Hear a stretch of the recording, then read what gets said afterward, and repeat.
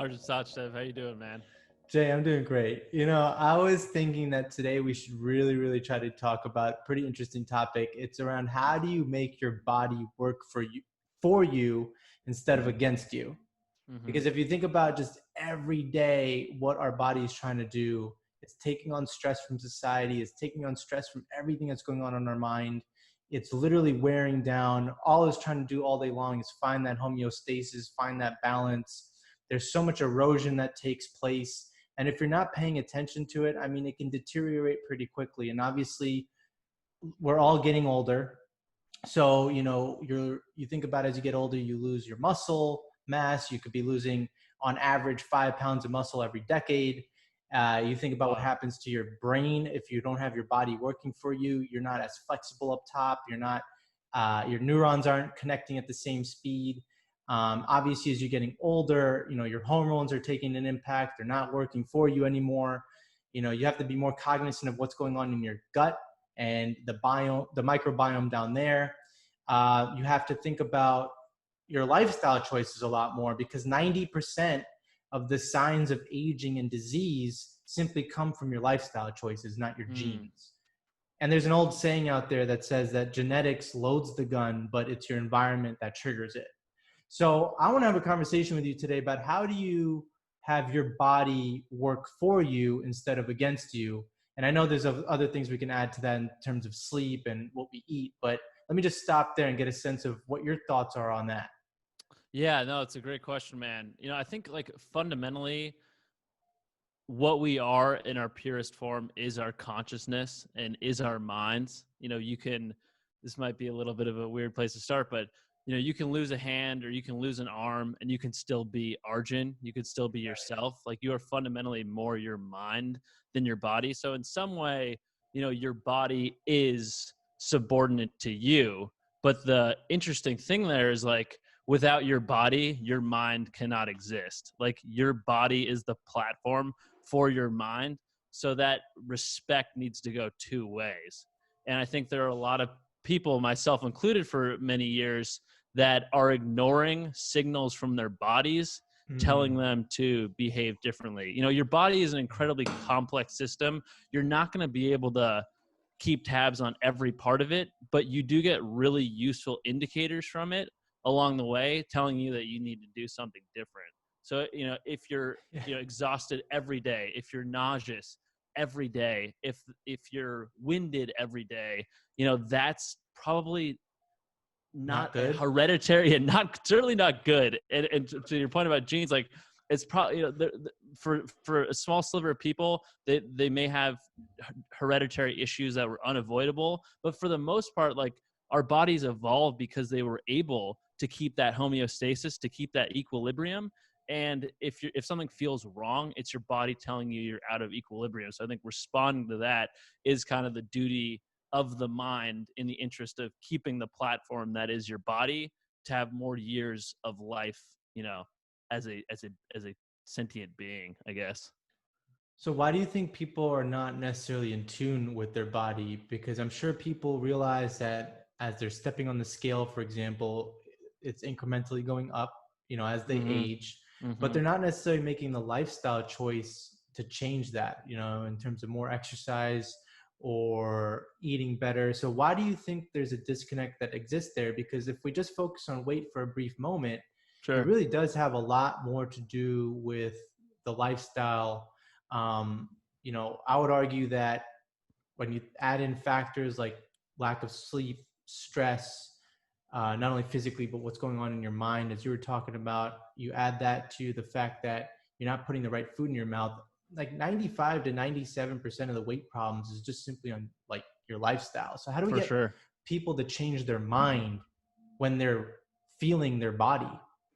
Yeah, no, I think it's a really important question. And I think, in large part, people are I don't want to use the word addicted because I don't know enough about, like, the physiological implications of addiction, but Yeah. I do think that people have a dependency on certain vices that have really negative consequences in the body, food being a big one. 42% of the country is obese. Maybe there's some percentage of people that by virtue of losing the genetic lottery would have been obese regardless of what they've eaten, but 42% is not the number. Like clearly that, we're out of whack culturally on the way we're consuming food. And I think, as I was alluding to earlier, I think it's just a matter of dependence. I think people think they need these negative inputs because they've programmed their brains to respond positively to that reward system. They built a reward system around food, or they built a reward system around, watching TV late at night, or they built a reward system around smoking. The two leading causes of preventable deaths in the US are smoking and food. And those are two sort of self-inflicted wounds. So Yeah. one thing I wanted to share with you today was some thinking from Dr. Judson Brewer, who wrote The Craving Mind, which really had a profound impact on me. And he basically he's a doctor, but he's also sort of a trained practitioner in meditation. What he did was he studied participants that were trying to quit smoking, and he, instead of using conventional cessation methods, he actually encouraged his patients to smoke. And while they were smoking, pay attention to the full spectrum of experience. So instead of saying white knuckling it, stop smoking, it's like, no, you can smoke. But instead of just paying attention to that nicotine hit or that rush or whatever, you feel you're getting out of it, pay attention to the way it tastes in your mouth. Pay attention to the way it feels in your lungs. Pay attention to the way it feels, it's coming through your nose. And what the patients experienced was, wow, this is actually not as enjoyable of an experience as I thought it would be. And he had a higher success helping those patients quit than people would with conventional methods. And I think, he's focused on smoking specifically, but I think we can do that same thing with food. And I don't think we need to be in a lab in order to go through that exercise and go through that method. Like next time you're about to eat something that you think you want, but in the back of your head, there's sort of a moral argument of like whether or not you should eat it and tell yourself and pay attention to the full spectrum experience. Okay, maybe some part of it tastes good, but how does it feel in your stomach? How do you feel an hour after you've eaten it? How do you feel the next day? And if you start to really pay attention to the bad as much as the good, then you might get a different behavioral outcome. Yeah, or realize that you're feeling tired every time you exercise, or you're feeling these muscle pains. Realize that what's going on actually, as much of it is in your mind and what you're trying to do on a day-to-day with your daily activity, a lot of it is at the cellular level too. What's happening behind the scenes is your mitochondria, the powerhouse of your cells. They just continue to become tired and filled with gunk as you're putting junk food into your mouth, or sugar or empty calories or flour or processed foods. As you're doing that, think about the gunk that's going into your cells. Yeah. And then think about how that's going to accumulate over years, where you end up losing muscle and accumulating more fat. So as you're saying, like the full spectrum of the experience goes down to the cellular level as well. Interesting. Yeah, that's really, really interesting. Yeah, and I think it brings to mind the concept of the silver bullet in What's medicine. The silver bullet is the idea that is actually created by a doctor who went on to create a silver bullet for syphilis. But he had the idea of maybe we can create something that targets specific mitochondria or specific bacteria and solves a problem without any adverse side effects. So we can fix the solution without any negative health consequences for the patient. And in certain situations that works, something like syphilis, they're actually able to develop a medicine that function in that capacity. But I think there are so many more medications out there that are not silver bullets, but are still treated like silver bullets. And we don't understand, or we don't keep in the front of our mind the impact that a certain medication might have on that full spectrum of our mitochondria. We think like with Adderall, for instance, there's a focus module in our brain, and I'm going to take Adderall and it's going to turn that focus module on. It's like, no, like Adderall has a much more complex impact on your entire system. And while you may be getting some benefit out of it, there's also a lot of negatives that come with it as well. So I think going back to comments around treating your body as a holistic system that you want to keep at equilibrium, it's important to think about the inputs and not rely on sort of silver bullet solutions to problems that you could have maybe prevented in the first place. That's exactly right.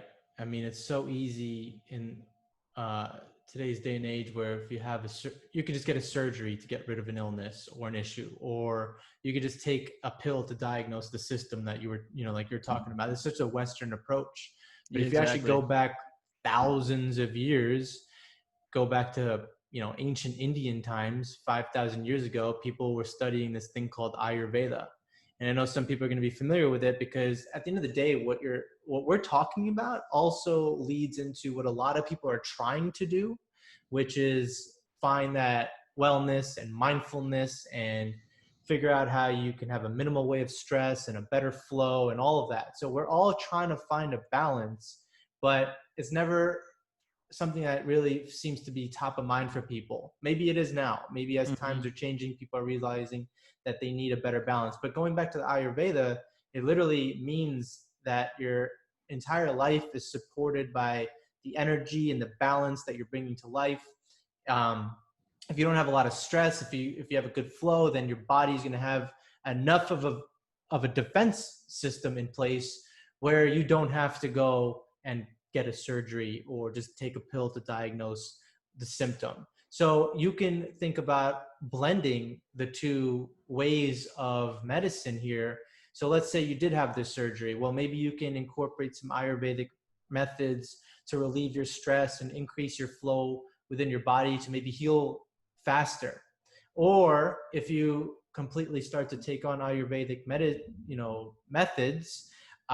you'll be at a point where you don't even need the pill or the surgery. So depending on where you're at in life and depending on what your pain or issue is, maybe there's a way to blend some old school thinking from thousands of years ago and replace it with the thinking today, which is get it fixed with this pill or this surgery, worry about the consequences later.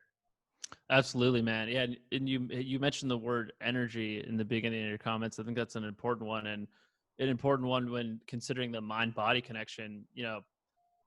Depression can be physically painful. Anger can take like a physical toll. People that are chronically angry, that can be feel it toxic. In your body. You feel it in your body, and it can take a toxic, it can have a toxic effect on your heart over time. So I think I like that idea of connecting, getting the energies right, not only in your body, but in your mind, because there's definitely a feedback loop there. I'm curious, do you have is it something where you could like share one or two methods, or is it something where you kind of need to understand it in whole in order to take advantage of it? Or is there something maybe, a flavor of it you might be able to give the audience?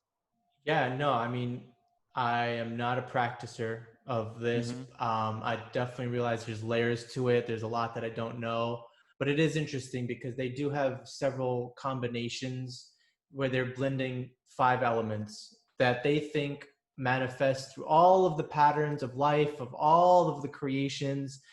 They, the people that believe in Ayurvedic medicine and methods are looking at space, air, water, fire, and earth as the 5 elements that make up all the patterns and all of life.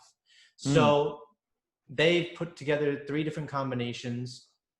One's called a Vata, V-A-T-A. One's called a Pitta, P-I-T-T-A. And one's called a Kapha, K-A-P-H-A. And so these are like 3 groups, I want to say, where they think that you can have different types of energy. So if I'm looking at Vata, that's the energy of movement. So they think that space and air are the elements that put that one together. If you're looking at Pitta, that's the second one I mentioned, that's your digestion and metabolism energy. So that's made up of water and fire. And then the last one is just your entire form, your body structure, the energy that emanates from that. That's the earth. That's also water, right? So you can have these types of energy flows. And then on top of that, you can also be that type of personality. So Mm. it's just their system. Again, I don't really know it to the extent that other people might know it, but there is a balance of the elements. And if you think about just what we're trying to do here, it's just everyone's trying to find a way to self-heal at some point, whether that's physically or mentally.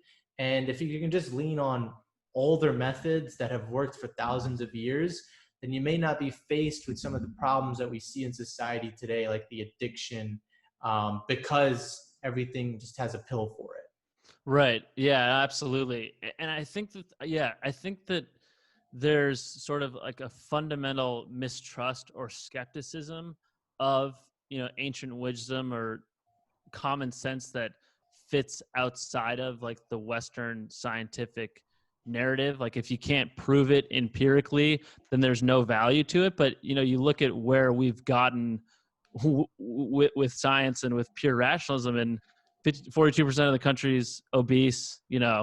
We are living more sedentary lifestyles. We're living sedentary lifestyles now more than ever. People aren't happier. People are depressed. It's like maybe it's time to start incorporating some older, more traditional thinking into our behavior, even if it doesn't map perfectly over our scientific understanding. If the benefits are there, then why dismiss it? That's my whole point. Like, how do we get to the point where we can have people really think about getting their body to work for them instead of against them? How can we think about combining something like that Ayurvedic medicine with modern medicine? You know, what can we do to help people think about their own why as it relates to lengthening their lifespan? Mm. Yeah, and I think that really is the rub. As two young people in conversation, we're going to become middle-aged men at some point. We would hope to become old men at some point. I Dude, think I'm making old, man. I'm 33. I'm about to be 34, bro. well, I heard the best fortune cookie fortune I ever got was older is always 20 years older than you are now. So, uh, yeah, or sorry, old is always 20 years older than you are now, which I think is true. But my point is, you want to safeguard your body and put it in a position where it will be around later and it will be functioning. One of the kind of ways that I think about it, when you're young, your body is a slave to your mind. You can kind of bully your body around, skip sleep, show up to work hungover, show very little respect for your body. And then when you're old, your mind becomes a slave to your body, and all of the abuse that you put it through kind of comes back to you, and you're beholden to those mistakes of the past. And at that point, there's really nothing you can do to Well, remedy your body. one of the best things that personally has occurred over the last few months, again, I understand there's COVID. I understand a lot of people are going through a rough time, but regardless of whether or not COVID was going to be taking place, I was at a point in my life and in my career where I was ready for a mental break Mm-hmm. and a career break. And so this is something I will advocate for. This is something that I will support anyone that's thinking about going through or is currently going through, because you really do get the chance to completely hit the reset button. Your body feels like a lot better. Your mind feels a lot better. You're much more creative. Um, and I mean, there's a method to this, right? You can put in 9 or 10 years in a career, learn a ton of things, go through so many experiences, give yourself 1 year off to actually process everything that just occurred in the last decade, and then see how you can apply it to the new version of yourself moving forward. Mm-hmm. So having a career break is something that I'm a huge advocate for. I think that people should be doing it. And it's going to make you more productive because you literally had the chance to reset. You're exercising better. You're sleeping more. I don't know if people know this, but when you're sleeping, the space between your cells becomes 60% larger. The reason that's important is so that fluid can flush through all the toxins, including the protein that's associated with Alzheimer's. So that's why it's something that people say, you should get more sleep as a way to prevent Alzheimer's. And the reason is your body literally flushes out toxins out of your brain in a more effective and more rapid way than it does when you're awake. And so even something like that, right? Just to get people thinking about, they need to balance their mind, body, and soul. and your career and society's pressures on where you should be, how much money you should be making, what title you should be having, all of that is just putting so much tension on your body that you really can't burst through with the growth that you may be fighting for, right? So a lot of people are looking for mindfulness, and they're looking for how to be grateful with their gratitude journal and things like that. So Yep. people are taking a lot of the steps to get better, but then you literally can't do it because you never allowed your body to process it. You never took the break that your brain needed to become more in a restored state so that it could support your body and give you more years. So long way of saying that the best thing that happened to me recently was that I had planned for this career break. It occurred. And here we are. I feel like this medium that we're doing right now, right? This podcast is a blend of everything that I would want to do. It allows me to be creative. It allows me to do it in a medium, in a format that I enjoy, which is having conversations. And it allows me to pursue the topics of conversation that I find natural passion in. So again, whatever your story is, add the element of your mind, body, soul equilibrium. Try to find that inner balance, because this is when you're going to find the most growth. Absolutely, man.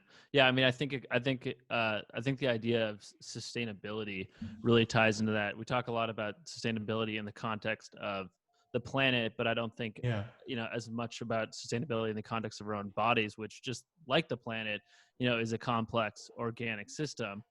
And I think it's important to have goals in life. It's important to have those kind of symbolic, institutional goals of like, I want to have this level of success in this profession at some point in my life, or I want to have this number of dollars to enable me to live out this dream of living wherever. It's like, those are valid goals as well, but if you're not working towards those goals in a way that's sustainable for your body, then you won't ever get to those desired outcomes. So I think, to your point about taking a break, being able to recalibrate, I look at you kind of like a slinky, like, you were able to kind of, you were kind of hyperextended, and then you came together and kind of, were able to kind of convalesce and gather your energies. And now you're ready to kind of extend even further out now that you have a sort of more sustainable rhythm in place to execute. So It's hilarious. Yeah, The slinky one is hilarious because I feel like I have slinky colored shirt on right now too. Yeah, exactly, dude. Exactly. Yeah, no. Wait, if we're still on this topic, real Sure. quick, because I think there's something that's important here around. Okay, look, I'm not saying that you shouldn't work or anything like that. I do think that there needs to be a plan in place, but I just don't think that you should view work as something separate. It should just be an everyday part of your life. Like, if you don't believe in retirement, then you're not going to have like that end goal and that pressure of having a certain number by a certain age and a certain savings amount by a certain age. If you just think about work as just an everyday part of life and not something that's separate, then you can also just have more control of your events and more control of your time. And time is always going to be sacred at that point. And I'm trying to say that as a way to think about, if you just look at older generations or just various types of people around the globe, you can just see, like, based on their lifestyle choices that they're making, they live longer. So, it's not a surprise that some of the cultures that live in the mountains or like the coast have a less stressful lifestyle. It's not a surprise that those folks also are the ones who are eating a lot more vegetables and things like seaweed, where you'll find the oldest females live in Okinawa, Japan, which they eat a lot of seaweed there. Or where the oldest males live, which is in Italy, in Sardinia, Italy, where there's a bunch of olive oil that they just eat all the time or incorporate into their food. So the lifestyle choices dictate the fact that you can add 5, 10, 15 years to your life. So I'm just saying that you can view work as a part of life. Like, there's a group of people that live off of live about a 10-hour ferry ride away from Athens in Greece. They're called the Icarians. Have you ever heard of these people? No, I maybe imagine it might come down from Icarus, but I don't know. Probably, but Yeah. basically they've found these people that live on this island where they live 10 years longer than every other European. And 1 in 3 people there will get to the age of 90. And Wow. yeah, it's the island where people quote it as like the island where people forgot how to die, Nice. That's a good right? island to live on. Yeah. It's a great island to live on, right? Yeah. They eat slowly. They have an open door policy in their neighborhoods. So, like, having family and neighbors come over is a huge part of their day to day activity. They're super active people on this island. Apparently, you can't visit this island without going up or down 20 different hills. So, there are 90-year-olds that are super active. Apparently, 60% of these Icarians are active versus just 20% of people that are age 90 and above being active. So again, my whole Here point in the is U.S. In the U.S. I think it's around the world, Oh, man. around the world. Oh, got it. Yeah, Yeah. 60% of um, Icarians over 90 are physically active Wow. compared to where it's just about 20% Yeah. in other Baseline. places, Wow. Wow. That's right? incredible. So it's just their lifestyle. And again, they don't believe in retirement. They just think work should be an everyday part of life. So I'm just trying to tie it back to like, look, I know we live in America. There's a lot of pressure in our system from a society perspective. And there are opportunities if you plan for them where you can take the break that's necessary to change your life. And I just hope that people pursue that thought and pursue that dream if they ever had it. I would encourage you to do it. Yeah. Absolutely, man. Absolutely. I think. I think it's important for people to get a restart, even if it's not.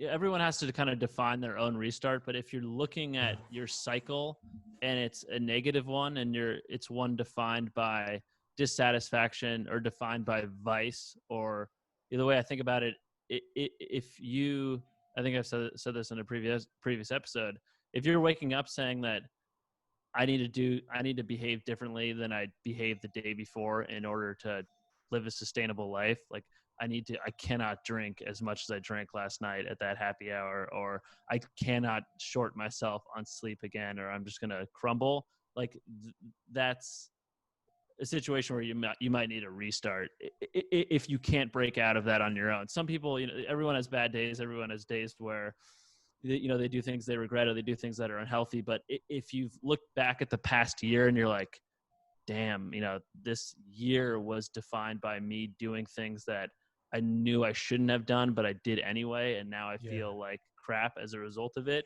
then you may need some kind of deliberate and um, meaningful restart across the patterns of your life, and leaving taking a step back from industry is industry is one way to do it. Maybe switching jobs is one way to do it.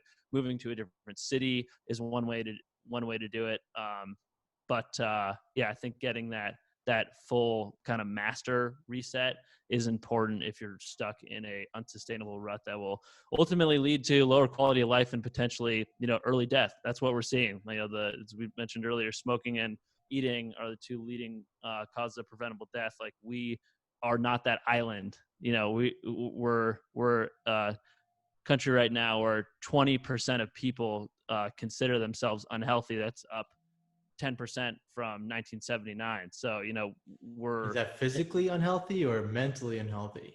oh man, I would imagine the numbers are even higher for mentally unhealthy. But yeah, Right? that was physically unhealthy. Yeah, yeah, One thing just in this conversation that, okay, like, look, maybe people can't leave their jobs, but one thing that maybe corporations can start to do is put more professionals on rotational programs. So one of the things is, you can feel like you're going to work every day and you're just a cog in the wheel. You're not making a real impact. And you've been doing that job, let's say for the last 10 years. I'm 33. Like, I'm doing the same job at age 23 that I'm doing at 33, but everything around me has changed. Everything around me has grown. Everything around me has evolved, except the role that I'm in.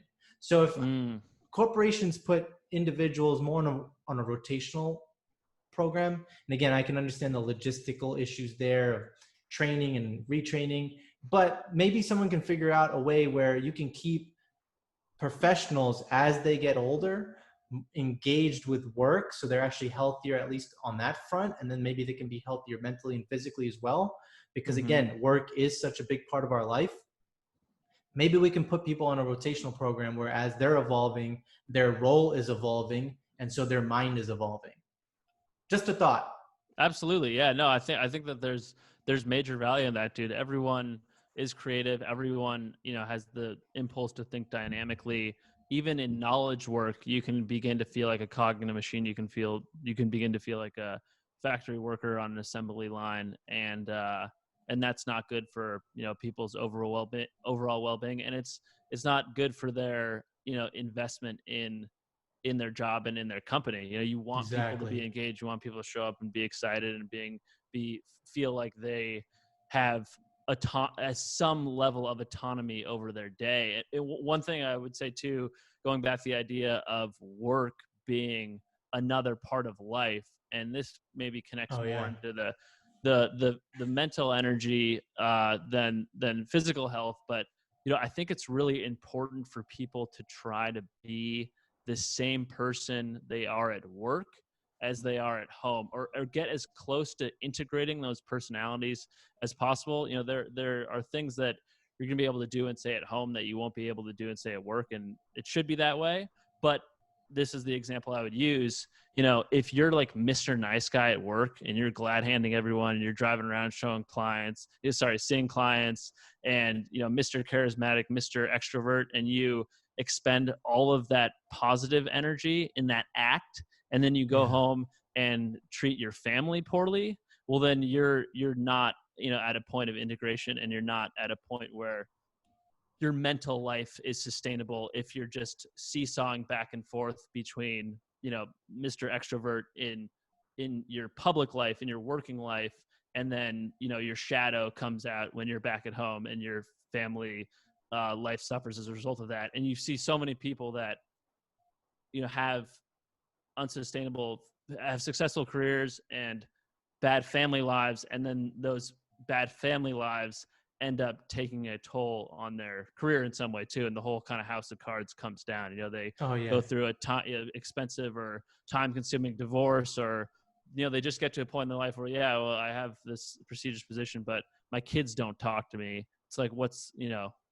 if you could go back and do it differently, you would have. So I think as a general rule, trying to have a more consistent personality throughout your working life and your public life is a way to feel more integrated and be more functional at home. And I think Yeah. the flip side too, just to give the sort of obverse of that, if you're like if you're not assertive enough at work, like if you're maybe not a high powered executive, or you're not someone who's a senior person seeing clients, and you're maybe lower on the totem pole, and you don't stand up for yourself in work in the same way you might in your private life, that will actually be a disservice to you at work as well. Like, one of the things that I learned in my professional career is, like, people like when you push back on them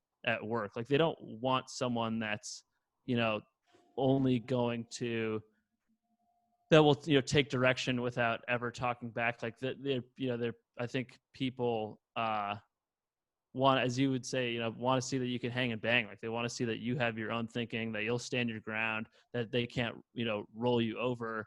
And it's a little counterintuitive, especially when you're a young person going maybe into a high powered competitive industry. You think that your primary role is to people please, but I've seen so many people that were not people pleasers and got ahead and got promoted and got in with senior leadership by virtue of them not being people pleasers. Yeah, there's a lot you just said there, Jay. Yeah. So let's try to just tackle that a little bit. I'm going to double click on a couple of these things that you just mentioned Yep. here. That's my way of expanding some of what you're saying. So I think it's super hard for people to separate that because of several reasons. You are in an environment where people don't necessarily accept reality, so you always have to have this fake optimism about things. You certainly can't be pessimistic. You can certainly never walk around talking about how bad things are. you have to be in a light where everything's great all the time, you know? But the reality is that things are not always great all the time. But if you are real with it and you express that reality to folks, it doesn't always land so well. That's Mm, one thing that I think why people can't separate what's going on. So here you are, you have to have this fake optimism, you expend all your energy doing it. That character that you've built over a number of years is what's gotten you that fat paycheck every 2 weeks. mm-hmm. That's what you're addicted to. You keep expanding, you keep going. You got this fake optimism for a long, long time that you don't even realize that it's fake anymore. But to your point, you go home and you're a completely different person and your family's lost you. This is Mm-hmm. not a good look. So I think what needs to happen is there needs to be more of a reality view on things as opposed to an overly optimistic view of everything, because that's also what leads you to feeling let down. So number one, you're overly optimistic and then you get let down. It's just not a good recipe. Mm-hmm. Um, I would also argue that it's hard because, you know, you want to do well in a at a company, right? Like, I'll just take my example. You want to do well, you want to succeed, you want to climb the ladder, you want to make more money, and all of that did happen. Along the way, I felt like I was pretty real with people. People like acknowledged it, they recognized it, but at times they would tell me that it's too much and that I should polish it down, or, you know, be more cognizant of my awareness and all that stuff. And I agree, but at the same time, it's not like I felt like I was ever saying anything that was so disruptive that it was actually taking the organization in the opposite direction. Anytime I felt like I spoke up, it was to help people get to another threshold. But in receiving feedback around it being okay sometimes and then being told to tone it down at other times, it now started to shape who I was. And so now Mm. I'm walking into these walls, I have to be a certain character because they want to see improvement. They want to see you taking up the things that they want you to improve on. But by doing that, you are slowly getting away from who you really are.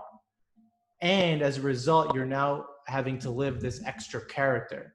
So you have a work character and you have a real person, your real life character, and the work character is being shaped on all the feedback that you're receiving and how to be better, instead of just allowing you to be who you are and lean into those strengths. You know what I mean? So let me be the character I am outside of these walls, inside of these walls, and we're going to have a better outcome, as opposed to I am who I am outside of these walls, but then when I come in here, I have to be a different character just to appease other people. As a result of that, my creativity is down. I don't put in the same effort. And the next thing you know, 10 years have passed and it's time for a mental break. The mental break literally is from Mm-hmm. the character that was built because of feedback that was received. So again, point being, there are a lot of ways, like we can sit here and say, you know, you should do this and do that, but it's actually hard when it becomes so integrated in society that you're judged on what you do for a living and how much you make, that you lose your character. For sure, man. For sure. I think when people, you know, uh, look at someone like Joe Rogan, he has a tremendous audience. A lot of people love listening to him. I think a lot of people envy his lifestyle. And I think even more than like the fame or connections or money, I think the reason why people have such an attraction to Joe Rogan and want to, you know, be that kind of character is because he can be his authentic self at work. Like that's what's so special about him versus an actor or a politician or, you know, a knowledge worker or really anyone that's beholden to a boss. And I guess that's what happens when you are your own boss. But yeah, I think that there's something so powerful when you can actually be your authentic self at work. And there's a lot of kind of corporate talk about bring your whole self to work and, you know, bring your whole self, well, except for that part and that part and that part. Like bring the Yeah. part, bring more of yourself, but really just bring the parts that are sanctioned, not all of it, because that would just get too messy and we don't want to deal with that. So It's yeah. like bringing a processed version of yourself. You are Exactly. seeing a processed version of me, and you know what? It's not the best. It's not good for your body when you eat processed food, and certainly not good when you have processed employees that are trying to hit goals for you. So, yeah, and the thing with Joe Rogan, I mean, look, he is one of those people that he does things, his way, but we can't lose sight of the fact that he's also 52 years old. Hmm. So, I mean, let's put that in perspective. I mean, that's still a long time for both of us personally, and a lot of the people listening here. You still Yep. have a lot of time to get to Joe Rogan's level, right? Yeah. And think about all of the experiences over the next 30 to 40 years, all of the learnings, all of the ways you're going to teach yourself to release, to practice yoga, to practice meditation, to practice better sleep, all of the ways you can practice better eating habits. By the time that you're there, let's say at age 52, hopefully you're at a point where you're integrated, your mind, your body is integrated, your thinking is integrated, your health span has improved by 10 years by the steps that you're taking right now. And just going Absolutely, through the man. journey, you know what I mean? Yeah, absolutely. No, I think you're right. I think, yeah, I think especially in your younger life where you're still trying to figure yourself out and there are probably parts of your personality that you do have to sort of exercise out of yourself, that, are good to work on. I think, yeah, I think it maybe makes more sense when you're younger to try to figure out what that public self will look like and how to, you know, integrate, you know, figure out what parts of yourself you want to integrate into that. But I think the older you get, the more you know who you are, Yeah. and it becomes more and more difficult to be anything less than your authentic self. Like, what, if you're 55 years old, you're at the point where you know a thing or two about the world. You don't really want to conceal who you are at that point. It becomes more and more painful, I think. I'm not there yet, but I imagine it would. So So yeah. what can we do around, okay, look, so there's a pill for everything or there's a surgery for everything. Neither of them are really cheap, but people are addicted to either getting the pill or getting surgeries. What do you think, in your opinion, what needs to be done around changing that? So again, we get people to start having their body work for them. How do we get the corporations to get the people addicted to thinking about it like this, as opposed to the quick fix? Or are we just so far away from that we're going to constantly deal with an addiction problem? We're going to constantly just have an unhealthier lifestyle, even though so many of us are trying to make healthy lifestyle choices.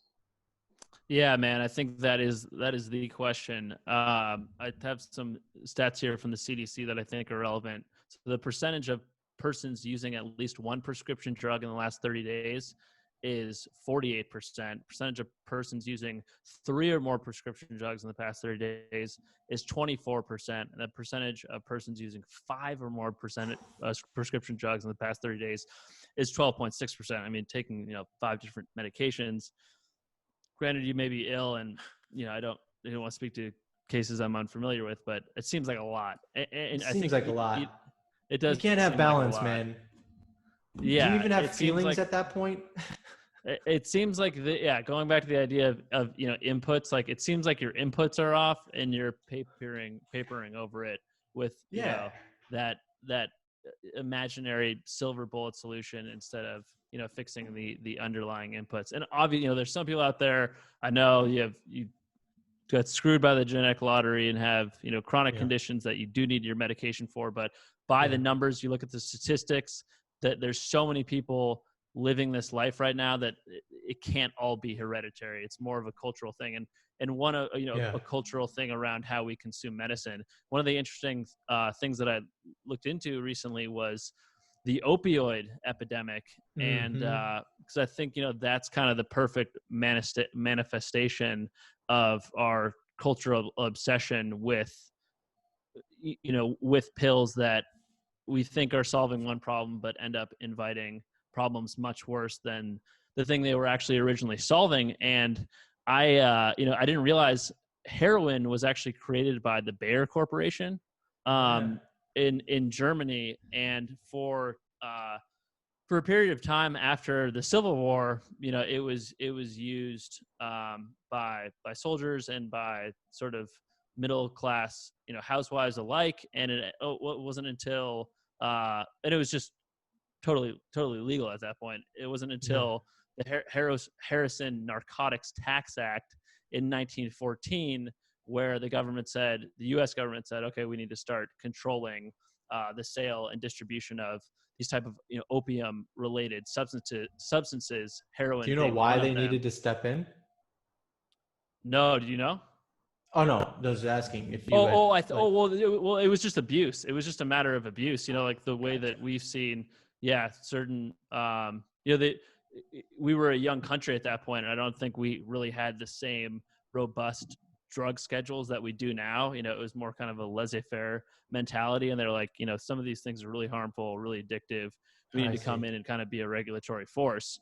I see. So for 10 years, heroin was available over the counter. And then in 1924, the U.S. realized, well, this is even over the counter, even with prescription and a controlled capacity. This is still way too dangerous and way too addictive of a substance to allow its sale. So in 1924, they banned the sale of heroin, and it started being, after the World War II, it started being produced illicitly, and you saw consumption Oh of it yeah. in urban cities, and that's the whole kind of rise of black tar heroin and the need to inject it, because now, given that it was produced illicitly, it was often cut with other things, so it was weaker than the heroin that was produced uh, by big pharma, or by pharmacological companies in the earlier part of the 20th century. So people needed to inject it to get the same effect. And, obviously that was a terrible, life ruining sort of Don't you feel though subculture that for. don't you feel though that move, like, it's like set up to create the addiction, man? Don't you feel like these moves actually, they know that it's going to really create an uglier scene, but we still continue to do it? Yeah, well, dude, the perfect example of that is in 1996 when OxyContin hit the Oh, market, and that was the beginning of this next opioid crisis oh that we're my still living god. through today. So you had the like morphine crisis of the late 19th century when it was totally illegal. Then you kind of had the heroin crisis, the black tar heroin crisis of the middle 20th century after heroin had been illegal, but people were producing it illicitly. And then 1996 came along. OxyContin hit the market, which is an opioid. It's a sibling of heroin. It's a sibling of morphine. But there were 20,000 educational programs put out by big pharma in those years after its release, convincing doctors that the real question here wasn't whether or not patients could become addictive, or whether or not it was a substance that people could build up a high tolerance to really quickly. The real question here was one of compassion, and this is a matter of providing patients with chronic pain issues with compassionate treatment. So Wow. they totally, you know, thrust their own sort of, I would say, perverse moral frame over it. And people, doctors felt like it was actually the right thing to do to prescribe opioids, OxyContin, in high volume, and that's what we're going through today. But yeah, I mean, we can talk more about pain management. I have experience with chronic pain, so it's something that I've looked into just by virtue of having to a fair Right. amount. But I would say the headline there is like, opioids are a nuke. Like they are not. They are the exact opposite of a silver bullet. Like there's not a pain receptor in your head that you take the opioids and the pain receptor goes off and nothing else changes. Like there are so many negative consequences to Yeah. opioids, and even though they are powerful, even though they reduce the pain, you know, was run the cost benefit analysis. I think if many people ran that, they would have wished they never started taking them in the first place. Even if they started, taking them under a legitimate prescription. Did Following, yeah. Did you know that the opioid crisis here in the States costs the economy about $500 billion annually? Wow. Yeah, Wow. it's a obviously it's an addiction that a lot of people have, a lot of people are trying to address. Um, and I don't know if you had more information around the stats of addiction that you wanted to share, but one thing that is coming up as a result of this addiction are forms to try to treat the addiction, right? Mm. So there are forms now in the forms of psychedelics. Psychedelics are being used as a way to treat addictions, specifically the opioid crisis that's taking place here in the States and in Canada. So you can look at a company like MindMed, which is forming a psychedelic or a psilocybin based, that's the mushroom based medicine to treat addiction. So, I mean, that's just one example of they created the problem. Well, I shouldn't say that, but a problem was created, and now we're trying to solve that problem in the form of a different type of treatment. I think that's That's pretty really, interesting. yeah, that is really interesting. That is really interesting. No, I think psilocybin is certainly an understudied substance. And going back to the comments earlier around using mindfulness to quit smoking, they found that psilocybin actually let me look at the statistic here, but Roland Griffiths, who was a Oh yeah. pharmacologist, yeah, you probably encountered him in the books you've read over the years, but he was the first person to really be able to study psilocybin in a legally sanctioned experiment. And he among the people that he studied were smokers, and he found that the abstinence rate for study participants, so people who were smoking and went on to have a transcendent experience with psilocybin, their abstinence rate was 80% after 6 months. So that's just like substantially higher than the success rate of conventional methods. Conventional methods are typically somewhere like between like 30 to 35%. So You talk the about getting that full experience, that the first doctor you mentioned with the cigarettes, experiencing it. That's what's taking place here, right? exactly, man, that's exactly it. And to latch onto that word experience, I wanted to share another finding from Griffith's study around the impact of psilocybin use on people's psychology. So, in psychology, there's something called the Big Five factor model, which is basically the kind of gold standard modeling of people's long-term personality traits. So, Okay. one of them is consciousness, like how hard, how diligent you are, how orderly you are. One is like extroversion, introversion, extroversion. We all know what that is. Neuroticism, like the way you respond to negative experience. Agreeability.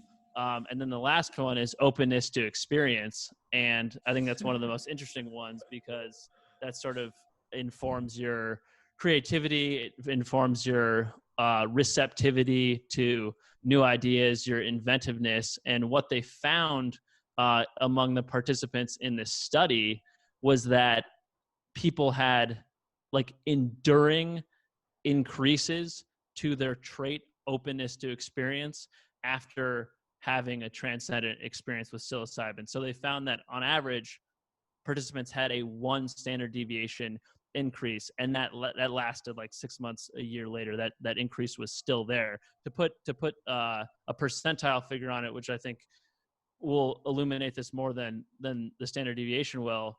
That's going from like 50th percentile to 84th percentile in trait openness. Like there is Yeah. nothing you can It's a do huge leap. to, yeah, huge leap. Like there's nothing out there that's going to increase your like conscientiousness from 50th percentile to 84th percentile, in a single afternoon. There's really nothing out there that can have that such a profound and enduring effect on personality. And I think that speaks to, the just potency of psilocybin. Like there is so much there that could be harnessed.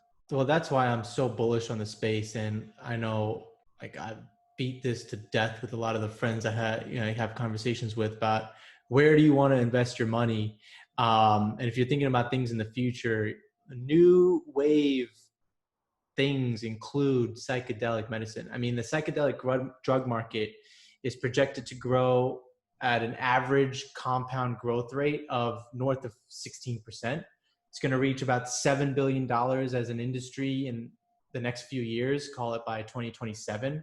So I know, like, relative to cannabis, for example, or other industries and growth rates there, it's not as robust from $1 billion perspective, but we're still going to Mm-hmm. go from something that's like close to zero to almost $7 billion. But when you think about what these drugs are doing, they're fighting depression, they're helping fight mental disorders. I mean, 26% of Americans older than 18 years old suffer from a diagnosable mental illness. So Wow. we have companies that are based in Canada for the most part right now that are trying to solve for this. I would actually say that even if you look at a company like Johnson and Johnson, they were the first big pharma company to have a psychedelic drug gain FDA breakthrough designation for the work that it does around treating depression. So Johnson and Johnson is involved in psychedelic drugs as Wow. well. Yeah, and the way that we're going as a society, where we are trying to be more conscious, we are trying to be more aware, but at the same time we're all going through a lot more mental stress and there's a lot more pressure. There's no doubt in my mind that this is going to be used as a tool to fight what most of us may be facing in the future. So I own a lot of the companies in this space, so just from a, that perspective, just to cover myself, I want to say Sure. that, right? But there is a lot of volatility in the space if you do invest there. But this is one of those things where if you're early now and you hold on for the next few years, you're going to be part of an industry and a part of a space that's growing tremendously. And it's doing a lot of the things that are needed to treat society. So I would urge you, if you haven't looked at this industry, to take a look at it. And instead of just focusing on, 1969 and tripping and that avenue of the psychedelics, understand that there are elements of the drug that can really be used to treat people. And that's what these companies are focused on. I will also just share one last story around the wave that a psychedelic company can make. It doesn't Mm-hmm. have to actually only be in the form of psychedelics. There's a company that recently got FDA level 3 approval to start clinical trials for their medicine that can treat mild to moderate COVID. So Wow. Revive Therapeutics last week, they hit that milestone. They got phase 3, you know, clearance to study the drug. I'm not saying that the drug got cleared completely, but it's at that point where they're even possibly going to be able to treat mild to moderate COVID. So again, it's a psychedelic company that's helping treat with COVID, but a lot of these companies are helping to treat with the mental illnesses, the addiction, the ADHD, anxiety, headaches, all of that, all of the major things that society is dealing with right now, these companies are trying to solve for. Absolutely, man. That's really exciting. That's really, really exciting news. Yeah, no, I think it is important to divorce the positive impacts that psychedelic experiences can have from kind of like the lurid psychedelia of like the hippie subculture. I think people think it's an experience characterized only by pyrotechnics and novelty and weird alterations to your audio visual, and it's really, if used correctly, much more of a constructive experience than that. So I'm excited to keep an eye out for those companies. Thanks for sharing that with me. Yeah, and just one last thing on that. You can visit psychedelicfinance.com. Great resource if you want to become a student on the market. Psychedelicfinance.com. Awesome. Hey man, that's all I got. I think we covered a lot of ground here. Is there anything you want to end on, or any stone we left unturned in your book? No, this has been a great conversation. And again, it's one of those things that hopefully just nudges people to think a little bit differently about how they're balancing their mind, body, and soul to actually live a longer, healthier lifestyle. And so, I'm learning through the process. And as always, man, I I love the conversation with you. I do too, man. Looking forward to next week. All right, Jay. All right. Take care, Arjun. See ya.